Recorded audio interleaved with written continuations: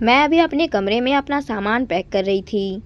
मायके जाने की खुशी में अपने आप ही मेरे काम करने की स्पीड बढ़ चुकी थी। कल सुबह ही रवाना होना था। मायके जाने का प्लान भी अचानक ही बना था, क्योंकि 10 दिन बाद बड़ी ननद चंचल अपने ससुराल से यहाँ रहने के लिए आ रही थी और जब तक वो जाती तब तक छुट्टियाँ ख़त्म हो जाती। थोड़ा बहुत सामान लाना बाकी रह गया था। सामान पैक करने के साथ साथ मैं एक कॉपी में कौन सा सामान रह गया वो भी लिखती जा रही थी, क्योंकि सामान पैक करने के बाद पति संदीप के साथ जाकर मार्केट से सामान भी लाना था। इतने में मम्मी जी कमरे में आई और आते ही मुझसे पूछा, हो गई मायके जाने की तैयारी? बस मम्मी जी, हो ही गई।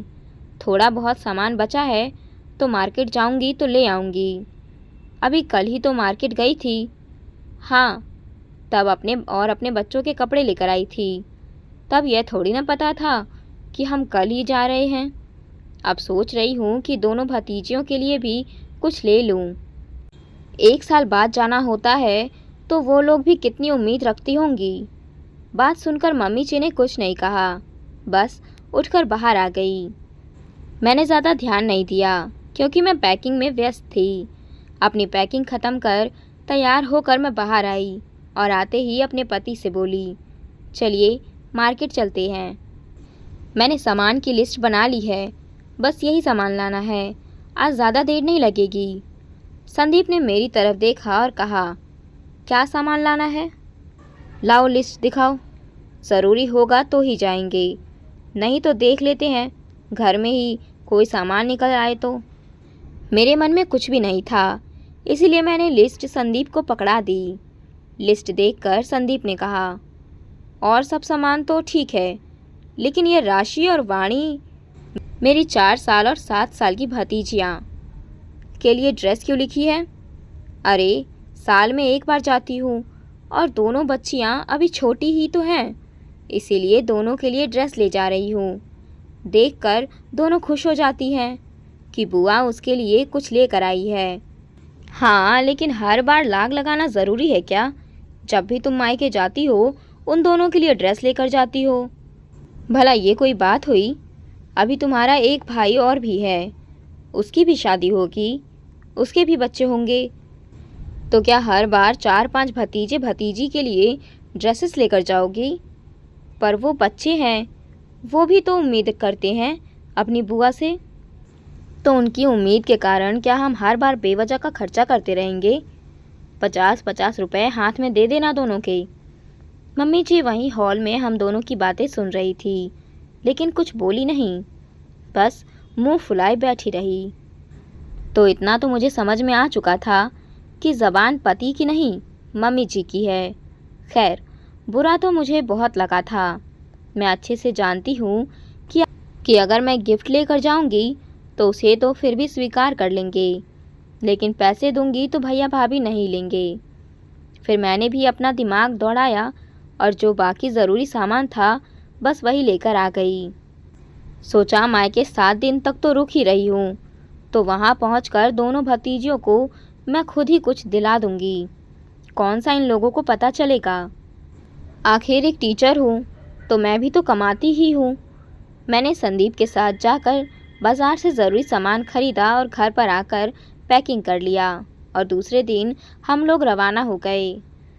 मेरे वहाँ पहुँचते ही दोनों भतीजियाँ जैसे पलक पावड़े बिछाए बैठी थी, जाते ही मुझसे चिपक गई।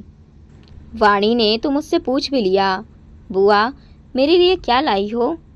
मैंने एक नज़र उठाकर संदीप की तरफ देखा तो संदीप ने इस तरह से मुंह बनाया जैसे उस बच्ची ने कुछ गलत पूछ लिया हो।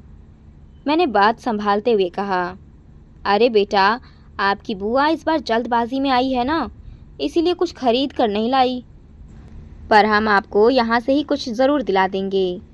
पर हाय रे किस्मत, वहाँ पर भी मार्केट जब भी जाना हुआ संदीप मेरे साथ ही गए और मैं अपनी दोनों भतीजियों को कुछ भी नहीं ला पाई। आते समय मैंने भाभी के कमरे में ही जाकर भाभी को 2000 रुपये देने चाहे कि दोनों बच्चियों के लिए कुछ खरीद लेना, पर भाभी ने मना कर दिया। मैं पहले ही जानती थी कि भाभी पैसे नहीं लेंगी, फिर भी मैंने ये कोशिश की।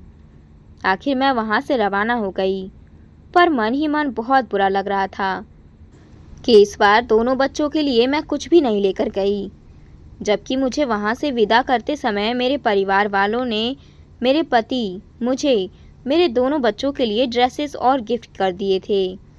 साथ ही साथ मम्मी जी के लिए साड़ी और गिफ्ट थे। साथ ही मेरी कुंवारी ननद भानु के लिए भी गिफ्ट भेजे थे, जिसे देखकर मम्मी जी बड़ी खुश हो गई। उसे लेने में किसी को भी शर्म नहीं महसूस हो रही थी। आखिर बहू के मायके से जो आया था, और ये देना तो बहू के मायके वालों का फ़र्ज़ होता है। नियत समय पर चंचल दीदी भी अपने मायके आ गई। अभी उन्हें आए 1 घंटा भी नहीं हुआ था कि मेरे दोनों बच्चों ने उन्हें घेर लिया।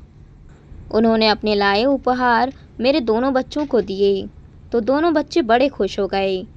जहाँ तक कि मेरी छोटी बेटी ने तो दीदी की लाई हुई ड्रेस पहनकर घर में सबको दिखाई।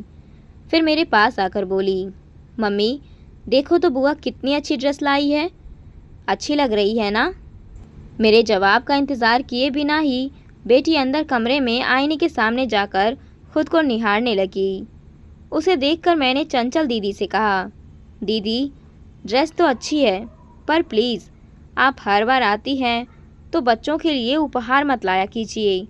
अच्छा लगता है क्या आपसे लेना? क्या भाभी, साल में 1 बार आती हूँ तो बच्चों के लिए गिफ्ट लाती हूँ।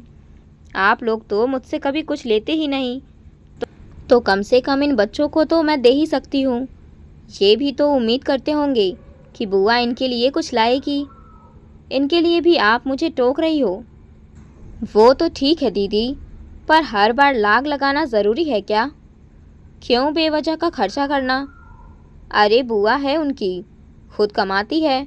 अगर साल में 1 बार बच्चों के लिए कुछ ले आती है तो तुम्हें क्या परेशानी हो रही है? देखा नहीं कितने खुश हो जाते हैं अपनी बुआ की गिफ्ट को देखकर। अब की बार मम्मी जी ने कहा तो मुझसे रहा नहीं गया। मेरी भतीजियाँ भी तो यही उम्मीद करती होगी ना, उनके लिए मैं भी तो बुआ ही हूँ। तो क्या लाख सिर्फ मेरे मायके वालों के लिए थी? कमाती तो मैं भी हूँ। मम्मी जी और संदीप दोनों के पास ही मेरे किसी सवाल का जवाब नहीं था। दोनों चुपचाप नज़रें झुकाए बैठे थे। बात को बढ़ावा ना देकर मैं चुपचाप रसोई में अपना काम करने आ गई। पर इतना तो सोच लिया कि अगली बार से मुझे क्या करना है, कहाँ पूछना है और कहाँ नहीं। मुझे इनकी किन बातों को मानना और किन बातों को नहीं। लेकिन सच है दोस्तों, कई बार समझ नहीं आता कि रिश्ता एक ही होता है लेकिन नियम दोनों के लिए अलग अलग हो जाते हैं। क्या तोहफे देने से भी लाग लग जाती है?